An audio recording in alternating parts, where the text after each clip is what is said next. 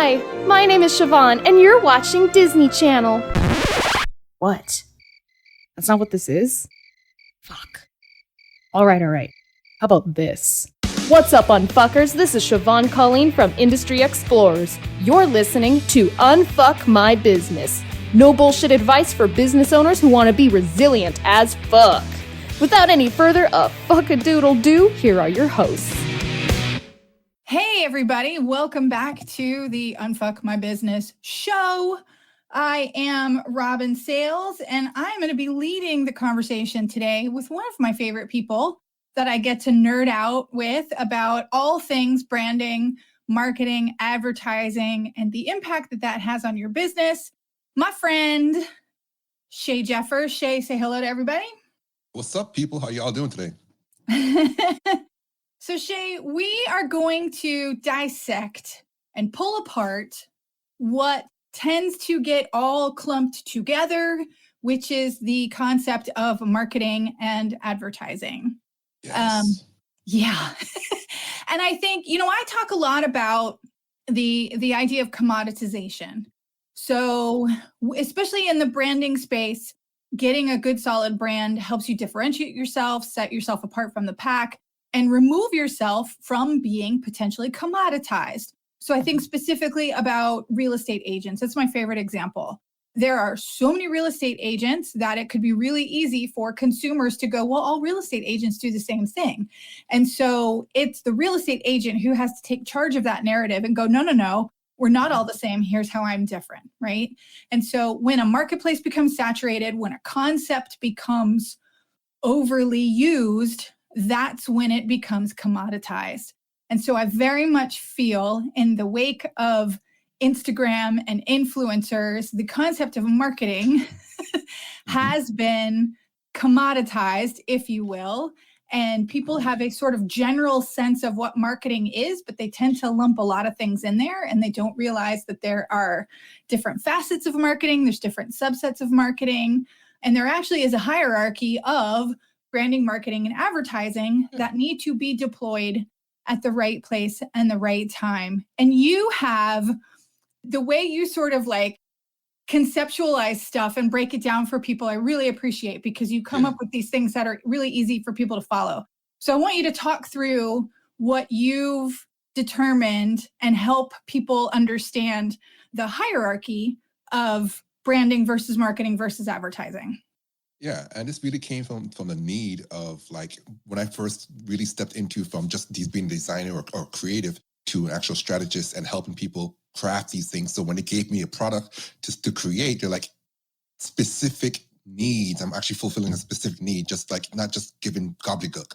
And the big first part of that was helping people break down and break away from, oh, you're just a marketing guy, or I just want some marketing. And so 3 tiers, and it starts from the top, which is more focused, and that's where your brand is. If you look through the lens, it's like looking through the lens of a camera. You look through the focal lens, and the most focal point is in the middle, and it just gets broader and broader as you go out. So you go from branding, which is super focused, to marketing, which is not as focused, but still specific, and then advertising, which is just straight out open to the masses. So with branding is all about your identity, strategy, and tactics that you implement through your marketing, which is about engagement, connecting, developing a conversation, because marketing is that one-to-one engagement. And that one-to-one engagement can be you literally with one-to-one person or just with a very select group of individuals. And then advertising is about enticing people to you, creating more awareness around your product or service, giving out information so that they have the knowledge so that when they get engaged with a conversation with you, they can truly understand your brand. So it works both. It goes from broad to focus and focus to broad, back and forth. And it's all about getting the sale, to be honest with you.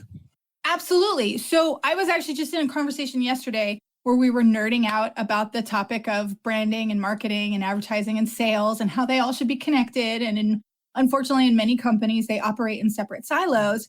And so I want to give a quick call out to Heather Campbell, who runs Double Dutch Creative in Denver. Heather and I particularly were nerding out over some concepts. And she gave a sentence which I think sums it up so clearly. She said, marketing is the path to the transaction, right?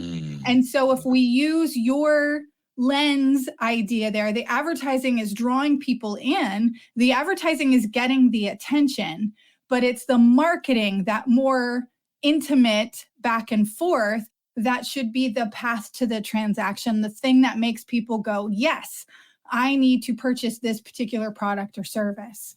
And I don't know about you, but I see it all the time where people start on the wrong step, right? How many times has somebody come to you and gone, well, I'm thinking about doing some Facebook advertising.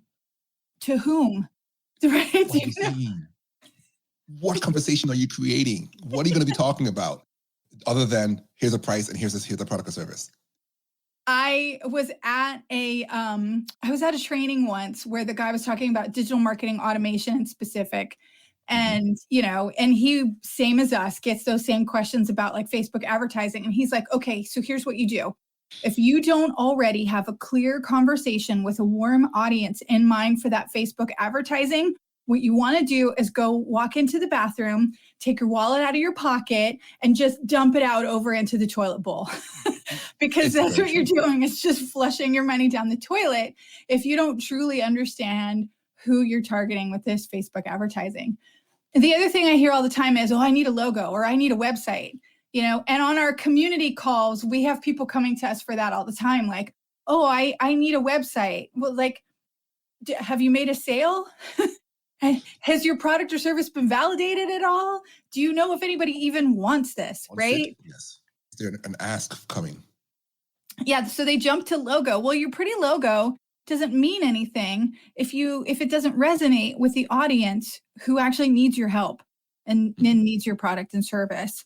So when somebody comes to you, if I was a client, I came to you and I was like, yes, I need a logo, right? How do you sort of back somebody through that thinking to get them to start where they actually need to start? Well, I cut to the chase very simply. Your brand is not your logo. First and foremost, that is the first thing I always get people to say, to understand, is the aesthetics of your business does not trump the actual quality and engagement of your service. And so it is asking those questions like you touched on earlier. It's like, okay, so what have you sold? What have you put out there and gotten feedback on? Because a big aspect of brand development is customer feedback. It's all good and well to have an idea in your head of what you want it to look like, but it doesn't matter if that does not actually create a conversation or fulfill a conversation that people are naturally having as they walk down the street in themselves. So a brand is most effective when somebody has a running dialogue in their head and they see an image in terms of the aesthetics of your business. They see that image and it connects with that running dialogue.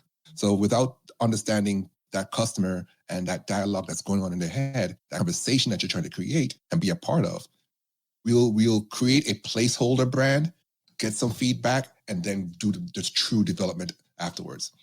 Brand development is not a 30-minute, hey, I slapped together this square and this triangle and I made it look pretty, and then now we have a brand that's going to make thousands and thousands of dollars of sales.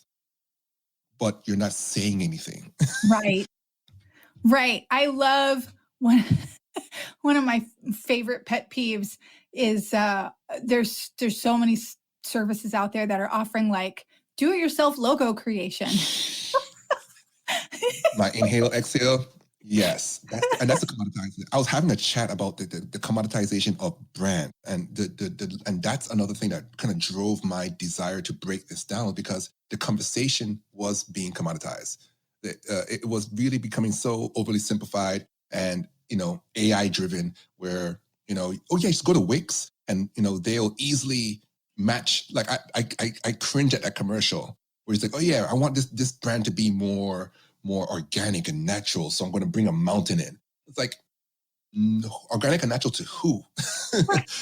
So to a techie, something that is more of a chemical symbol or whatever can be just as organic and real to them as some nature feel. So it's really drives me nuts. Yeah. Talk to me a little bit about how marketing and advertising should work together, right? So if marketing is a more intimate, you've now come into focus, you're in the inner circle, right? you're thinking about, I think I want to work with this person. I think I want to buy this product. If that's that type of conversation, then how does that relate to advertising being more of the town crier bullhorn, like, hey, we have this thing over here? Where do you see those two things collaborating and working together best and most effective? All right. So we always say that the best form of marketing is word of mouth. That's the most engaging, the most powerful actual sales driving thing. But the only way to get that is through brand allies, right? So this whole idea of the double tap method, where you have the advertising and marketing working in tandem, the advertising. So, like you said, they're close to purchasing. They've engaged in that marketing conversation with you. But if you are not consistently advertising, where you are making a general offer and presenting your product or service to the world that it's available at this time, at this pricing, or at this, and this is how you get it, you'll miss that sale because you will miss the double tap because you're only going one side of the fence. So they're having that one-on-one conversation, but they never know when they could buy or when they should buy or how they could buy. And that's what all advertising does. It tells it, hey, this is like you're driving down the road, right? And I use the restaurant metaphor. So you're driving down the road and you start to get hungry. And you see there's tons of restaurants on the side of the road, and you see a bunch of signs. They all have their marketing, they all have their branding because they're different colors and they're different shapes and sizes or whatever. And they have their marketing, which is saying, hey, we have food available for you at this particular time. But if they say, hey, we are selling 2-for-1 burgers, now you're combining the marketing conversation that's going on with the immediate need in advertising. And that's a double tap. Sorry. Go for it. And another piece of that is that brand ally in the car with you that says, oh, I want to go to this restaurant because I was there last week. And that's the word of mouth. There it goes. And that's how you bring it all together, folks. Boom. I was trying to think of another way to say it, but I'm just going to use the quote that pops into my head. It's a little controversial, and I don't mean it necessarily in the way it was intended. But this is something that I think of as an underlying subtext, especially when you're writing copy and you're trying to create messages for folks. You cannot over-explain it. When we're talking about marketing and advertising, so every entrepreneur, solopreneur, small business that's worried about being repetitive on social media or being repetitive in their marketing, that's what you're supposed to do. Yeah. Repetition builds reputation, and you cannot over-explain it or oversimplify it. Part of this is the experience, right? And so when you talk about that double tap effect, part of the reason why that's effective is because they've not only told you what they have, but how you can get it. And we tend to think that like, oh, people know that they can pull off the highway and go through the drive-thru and get our burgers. We just have to tell them they're 2-for-1. No. You literally, that's why billboards say, get off at exit 27, turn to the right and come through our drive-thru. Because that's especially when people are in a space when they're making like a car trip on a highway, you get like zombie brain and you kind of forget how to process things. Things that seem obvious are not always obvious in the moment. And so you have to over-explain it. And so the quote that I use all the time that kind of stays in the back of my head to remind me to make sure that these messages are simple and are repetitive and do explain is individuals are smart, but people are stupid. Yeah.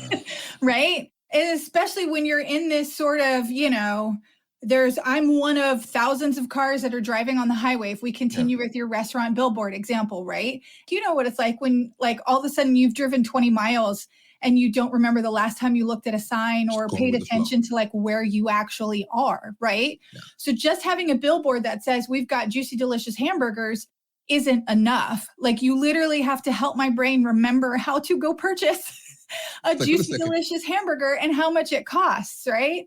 And that all sounds ridiculous, but if you take a minute to think about where your customers are and what's happening for them at the moment they encounter that bit of advertising, or by the time they come to you for the more direct marketing, then you'll realize how important it is to be like beyond clear. You cannot oversimplify it. You cannot over-explain it. It's all necessary. without that continuous explanation, that continuous presence, you start to have this roller coaster in your business or your sales.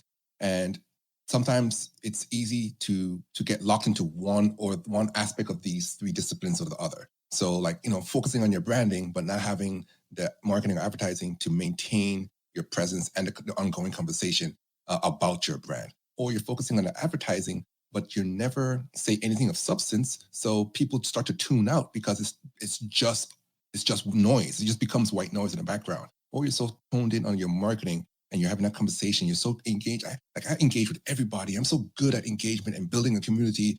And then people's like, so what are you selling? Or when can I buy it? So that's what I say, making sure all these three things are continuously engaged. And I think we all, and I'm sure you've been there at points in your business as well, but even those of us who do this for a living, like we have to keep learning this stuff as well. So I think I just recently relearned. Yeah, right. So I think about the evolution of my own website. I had this website that looked great and was very clever. But here's what would happen. People would come to me and go, "Oh, Robin, I love your website. It's so fun, but I'm still not entirely sure what you do." Like, then it's not working, right? If you love my website, but you don't understand what I do, then my website is broken. It's not working. It's only performing a part of its job. And so to reinforce the point I was making just a minute ago, something that I had to learn personally was you have to sacrifice cleverness for clarity. So I had like buttons on my website to schedule a call that would be like launch a call, because my business is called Launching Your Success. And like, that's actually too clever. People were not sure if they should push the button because they weren't sure what was going to happen when they push the button, right? And so the button literally has to say, click here to schedule a call. Because it said launch a call, what we did is when we started investigating, we realized people thought launch a call meant a phone call was going to dial and start right there in that moment. Yeah. And so that's why they weren't pushing the button, right? So my cleverness of trying to like tie in all the wording, to my branding was actually causing people to not take an action that they would normally take. Too smart for your own good.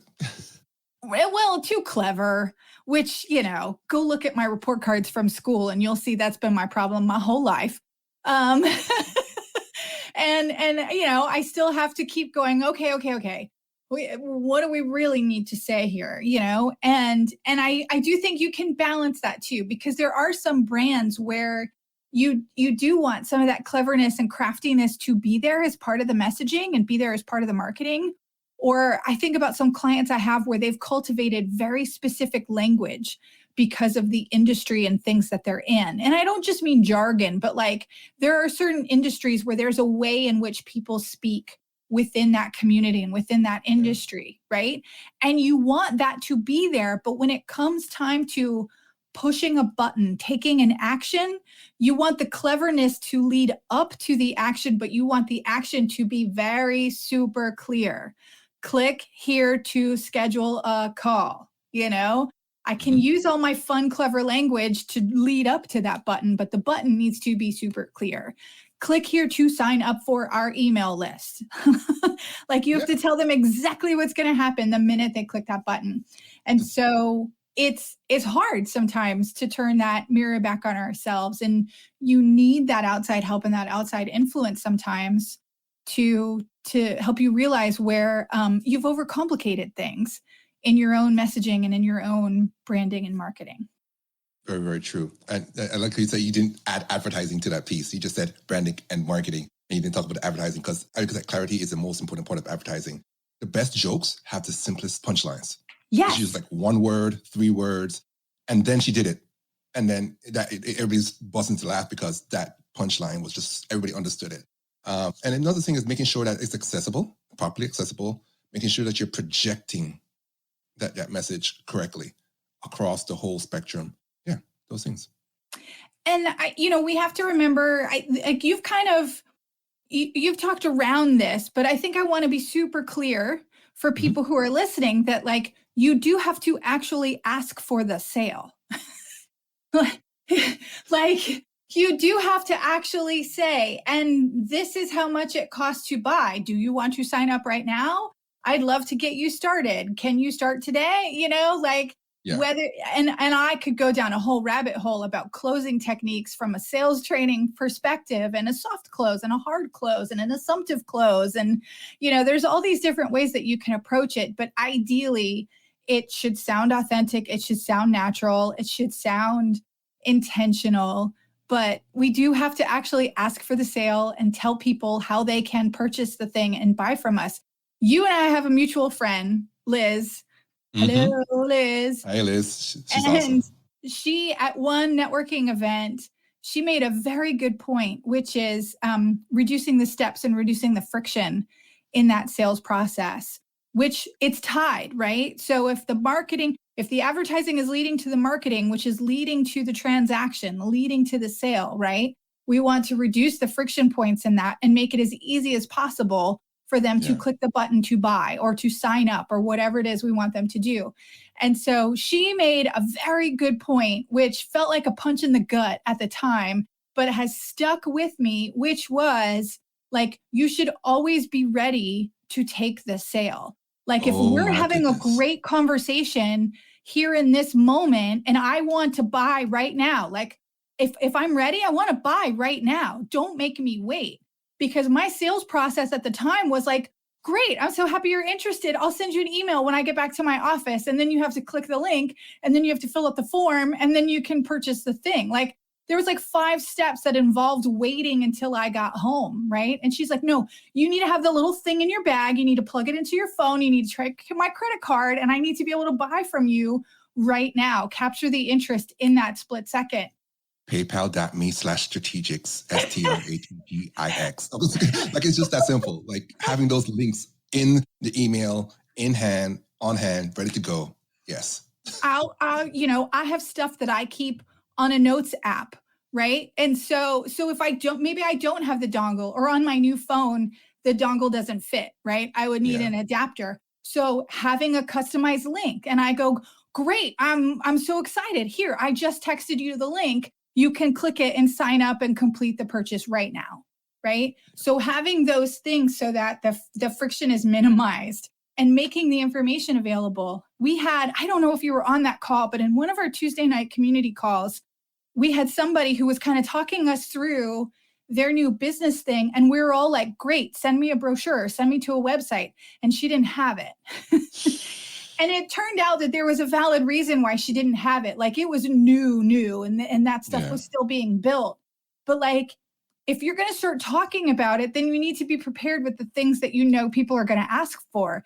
And so I think she lost interest because so many of us were like, send me a one sheet, send me a brochure, send me to a website. And she didn't have anything that she could point us to that was hers, right? And so I think even if it's not a sale directly, just when someone's curious and wants to know more, like you need to have a place ready to go to send them to learn more.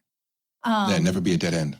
Yeah, never be a dead end, or never be oh, sure, I'll email that to you when I get back to the office. Right? Once you have done the right storytelling and engagement and you build up all that energy, the amount of effort, think about it, the amount of effort it took to build up that momentum. You're pushing, you're grinding, and you're pushing this rock up the top of this mountain. And you get to the top of the mountain finally, and they say, hey, I'm ready. And you don't have anything to keep them or get them over the cusp. It's immediately rolling right back to the mountain, usually right over you. So it's definitely a good thing to have on hand. Such a great metaphor. And so we've talked about how our experience particularly has been people not understanding that, you can't jump straight to advertising. You can't even jump straight to marketing. You have to start with the brand. And so I know that I have things that I will get on a soapbox at the drop of the hat and chirp about when it comes to branding. But what are your soapbox things? Like if people take nothing else away from this conversation today, Shay, what's the thing you want them to understand about where they need to start or what their brand needs to start with? So especially let's say we're all in quote unquote in business, right? Guess what? There's literally only one you in business. So don't forget the you in that. That is my primary thing. You need to brand beyond your logo. You need to go beyond the aesthetics. You need to maintain who you are in your organization and what it means, because that trickles down. Whether you think that you have salespeople or whatever in front of you, they all take leadership from you. They all take messaging from you. It all starts from the you. So don't forget the you. Make sure that you're distinct. Make sure that you are creating contrast with the world around you. That contrast is what allows you to then be different. So in a bunch of pebbles at a beach, you see, black pebbles, you see the white one, or vice versa, is whatever. A bunch of pigeons, the pigeon that is oddly colored in some weird way, that's what you see. Robin, her red hair, you see her, it stands out. That it's the you in her organization, in her business, in what she does. Don't ever forget that. That's the most important part of me. I believe in building a brand. Yeah, what people listening to this can't see right now is the minute you're like, don't forget you. I'm literally like spazzing out over here on my end of the camera, like, yes. Cannot like enthusiastically support and encourage that enough.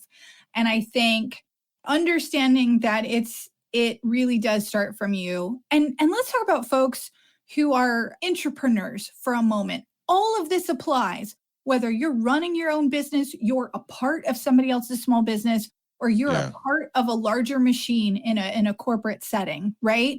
The way to get ahead, the way to get better at whatever it is you're doing is to understand who you are, how you work best, and what is the unique and intrinsic value that only you can provide within that situation. The better you understand that, the better you're going to be at representing your company, at representing the product or service you're trying to sell. So I would say that bit of advice is not only critical, like not just important, it's fucking critical from a brand perspective when you're trying to build a brand for your product, for your business, for your service.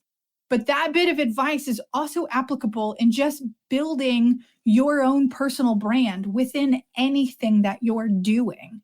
If you're trying to cultivate thought leadership, if you want to get out on the speaking circuit, if you want to be known as the expert for a certain thing, if you want to be the go-to person for something within your organization, if you're trying to pivot from one area of your organization to another, really, truly starting with you and understanding what that value is and what you can contribute is so, so critical. And then I think what I'll add to that, the other side of that coin is once you're really clear on who you are and how it impacts your brand, understanding why people are drawn to that and why people need that, right? And so, as Shay said, you're the only you in business. And I don't care. This is my favorite joke to make when I'm, giving speeches and stuff is like, I don't care how weird, subversive, ultra niche, or bizarre your particular specialty is. I can guarantee you there's at least a dozen people on Google right now looking for exactly who you are and what you do. And the only reason that they haven't found you yet is because you haven't figured out how to clearly explain, I'm the one who does these things, right? Yeah. I'm the one who can provide this. And so you have to, we've talked about understanding who you're talking to from a marketing and advertising perspective, but I think that starts with the brand and not only understanding yourself, but understanding who's naturally going to be drawn to that, right? Yeah. Because it's not, I don't know about you, but like for my brand, my ideal client is not other people like me. Like I'm not working with other people like me.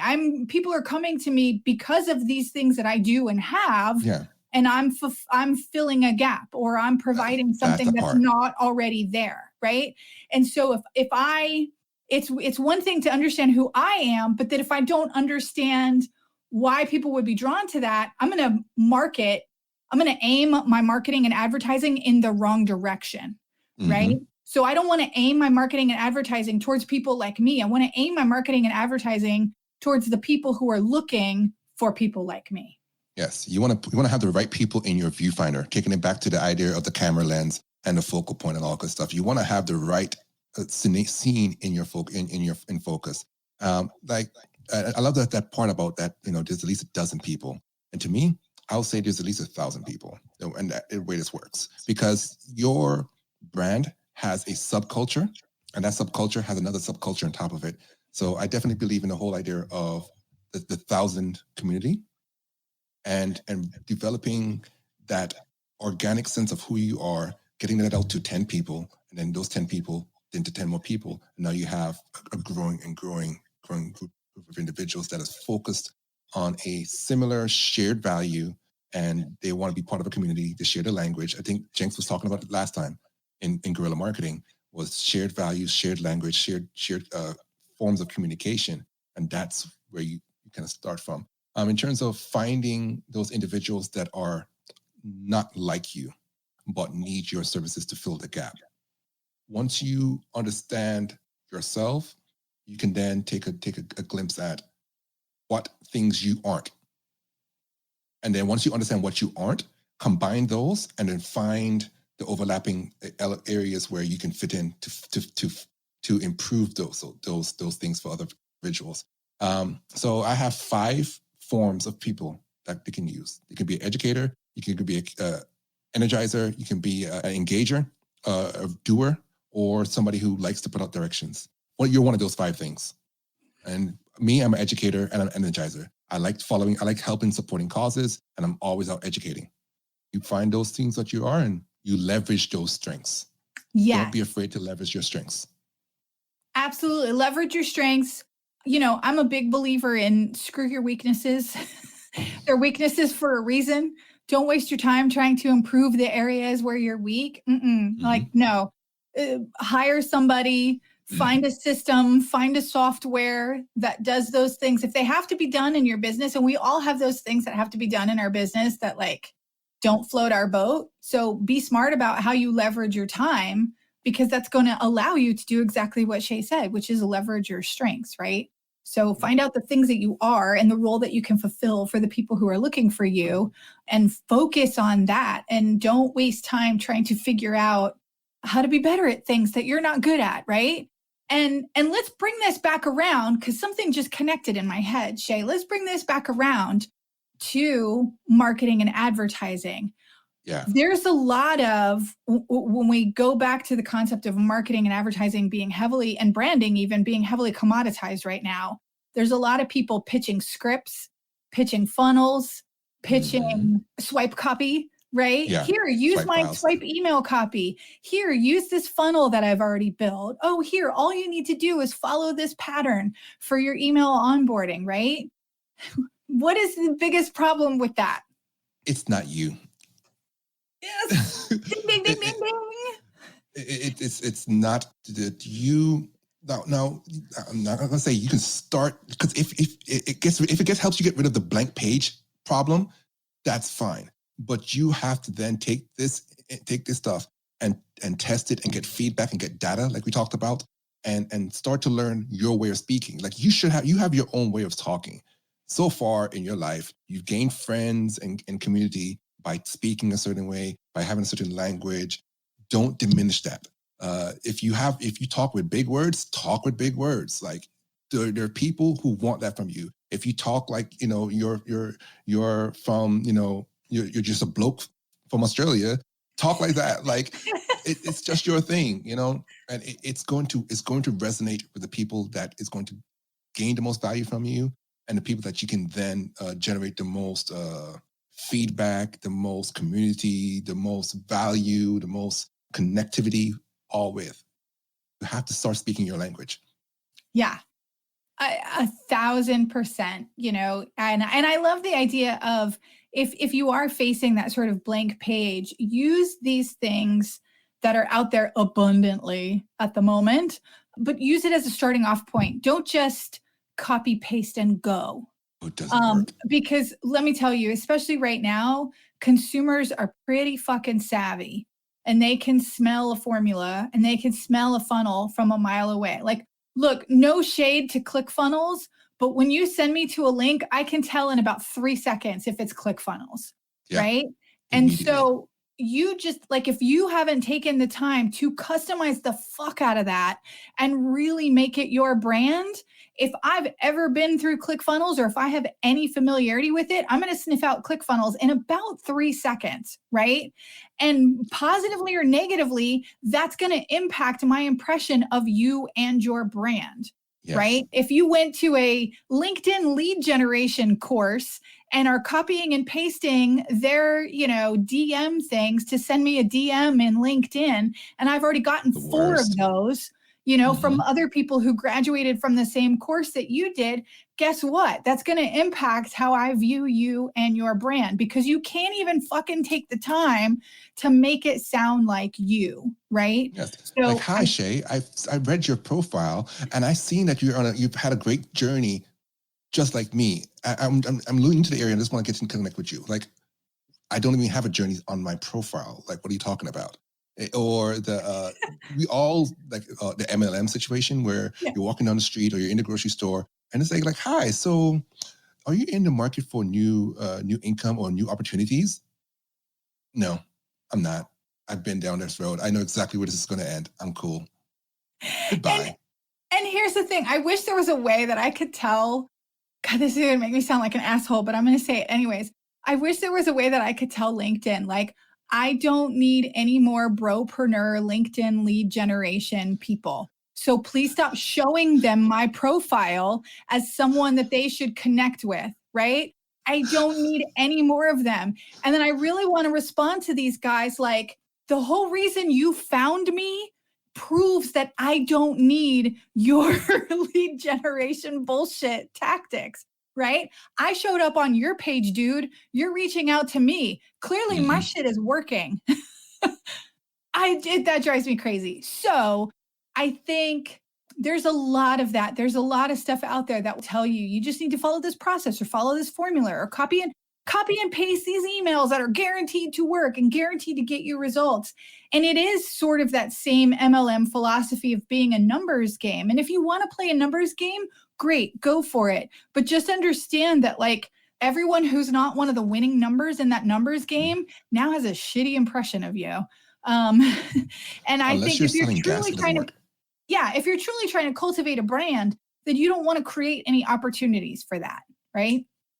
You want to be speaking directly to the people who are speaking your same language, who need what you have to say, and not just blanketing a whole list of folks and hoping that one person's going to go, okay, sure. And that goes with a piece. Now, we've said that advertising goes to the masses, but that doesn't mean that your message is as broad as that. You still have to have that connected tissue of who you are and the way that you speak being presented through that advertising message, through that marketing conversation, through that branding presence. It is the same tone, the same language. That way, when they find that breadcrumb way on the outskirts of your advertising, they can follow it back to you. Oh my gosh, I just said you again, didn't I? So bringing that trail has to be consistent all the way through. I love it. Clearly, you and I could go on and on and on and on and on about this forever. Just a bit.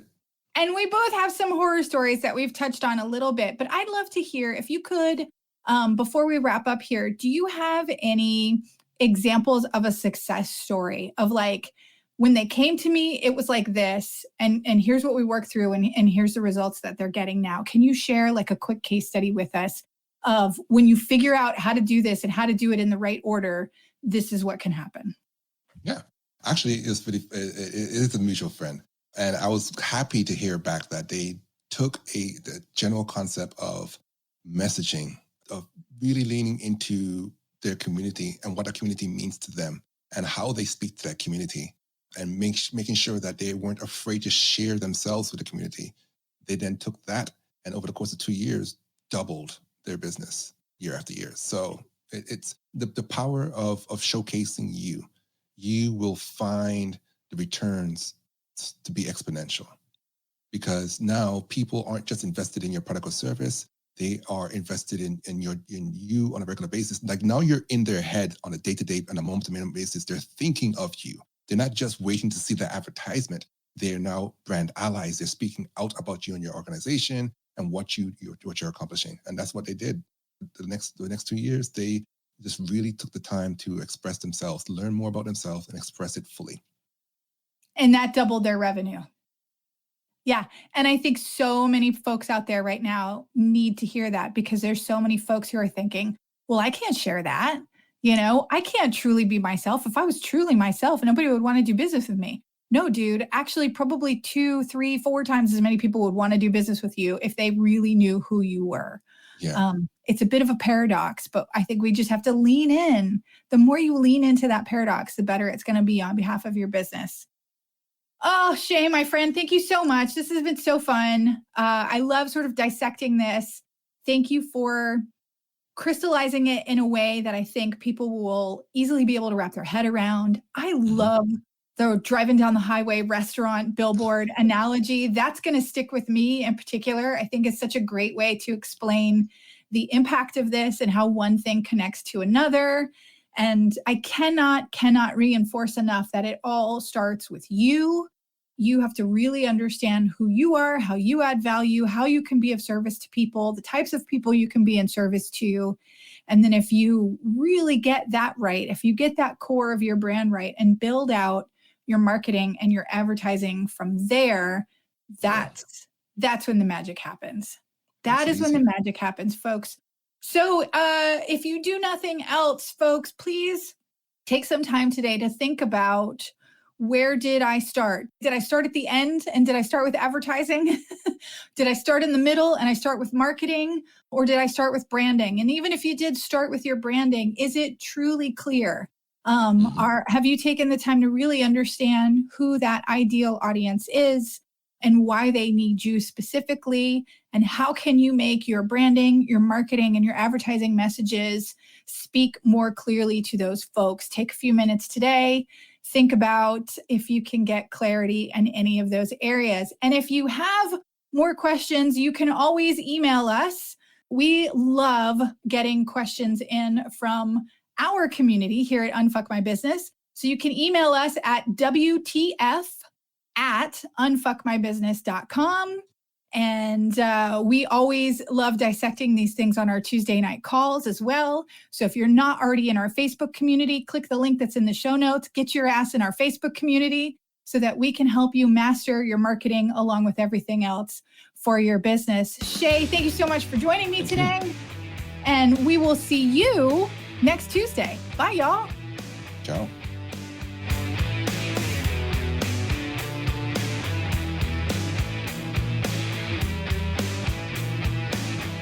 What the fuck are you waiting for? Take what you learned in this episode and do something with it. You'll find all the links and resources we talked about in our show notes for this episode. Go to unfuckmybusiness.com to subscribe to the show.